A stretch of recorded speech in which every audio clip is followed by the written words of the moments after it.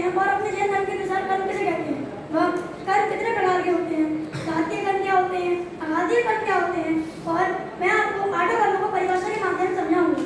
तो चलते हैं अपने पहले बिंदु की तरफ, जो कि है हम लौकिक में कर्म किसे कहते हैं और जैन धर्म के अनुसार कर्म किसे कहते हैं। तो किसी कार्य करने को कर्म कहते हैं, पर अपने जैन धर्म के अनुसार कर्म की परिभाषा कुछ इस प्रकार बताई गई है कि जब यह आत्मा अपने स्वरूप को भूलकर मोह राग द्वेष परिणाम करता है उसे कर्म कहते हैं। अब मैं आपको बताऊंगा कि कर्म के कितने प्रकार होते हैं।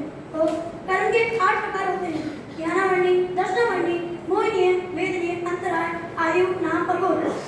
तो अब मैं आपको बताऊंगा कि घाती कर्म किसे कहते हैं, अघाती कर्म किसे कहते हैं और उनके भेद। तो जो जीव के अनुजीवी गुणों का घात करने में निमित्त हो वे घाती कर्म है, और जो आत्मा के अनुजीवी गुणों का घात करने में निमित्त ना हो वे अघाती कर्म है। घाती कर्म के 4 भेद होते हैं, ज्ञानावर्णी, दर्शनावर्णी, मोहिनीय और अंतराय। और अघाती कर्म के भी 4 भेद होते हैं, वेदनीय, आयु, नाम और गोत्र। अब मैं आपको इन 8 कर्मों को परिभाषा के माध्यम से समझाऊंगा एवं उनके भेद बताऊंगा। तो सर्वप्रथम ज्ञानावर्णी। तो जब यह जीव जब यह आत्मा अपने ज्ञान भाग को घात करता है, अर्थात ज्ञान शक्ति को व्यर्थ नहीं करता, तब आत्मा के ज्ञान भाग के गुण में जिस कर्म का उदय निमित्त हो उसे ज्ञानावर्णी कर्म कहते हैं। ज्ञानावर्णी कर्म के 8 भेद होते हैं। अब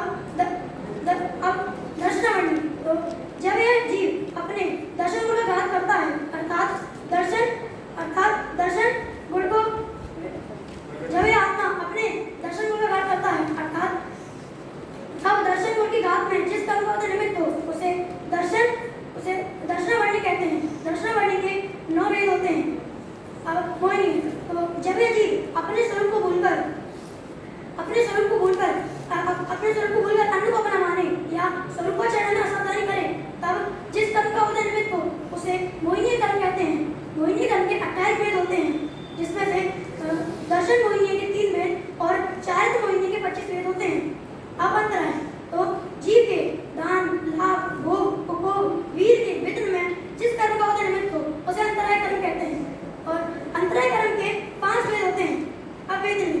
तो जब आत्मा स्वयं भोग द्वारा आकुलता पैदा करता है, तब अनुकूलता और प्रतिकूलता रूप तब सहयोग प्राप्त होने में जिस कर्म का उदय निमित्त हो उसे वेदनीय कर्म कहते हैं। वेदनीय कर्म के 2 भेद होते हैं। अब आयु। तो जीव अपनी योग्यता से जब नरक, त्रियांश, देव या नार की शरीर में रुका रहे, तब जिस कर्म का उदय निमित्त हो उसे आयु कर्म कहते हैं। आयु कर्म के 4 भेद होते हैं, मनुष्य आयु, देव आयु, त्रियांश आयु और नरक आयु। अब नाम कर्म। तो जिस शरीर में जो जीव हो उस शरीर आदि की रचना में जिस कर्म का उदय निमित्त हो उसे आयु कर्म उसे नाम कर्म कहते हैं। और नाम कर्म की 13 प्रकृतियां होती हैं और इसके 93 भेद होते हैं। अब तो जीव को उच्च या नीच आचरण कराने वाले कुल में पैदा करने में जो